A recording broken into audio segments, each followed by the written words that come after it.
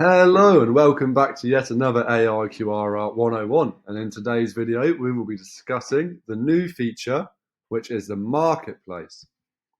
Here you will be able to see people's creations and you will be able to vote based on which one you think is the best. Once you have voted for the QR art, this will then be put into a leaderboard, and every month we will choose the highest rated QR art and they will get a prize. We do not yet know what the prize will be, but it will change every time the contest happens. So here you can upload your creations and hope for a chance to win the prize yourself.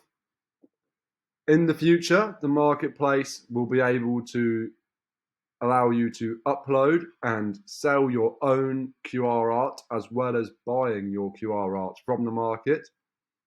But this feature is currently in development and our team is working around the clock to get it available for you as soon as possible.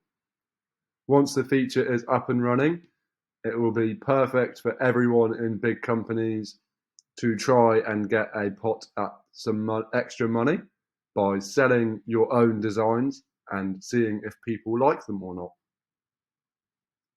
That is everything for this video. Thank you for listening, and we'll see you in the next one.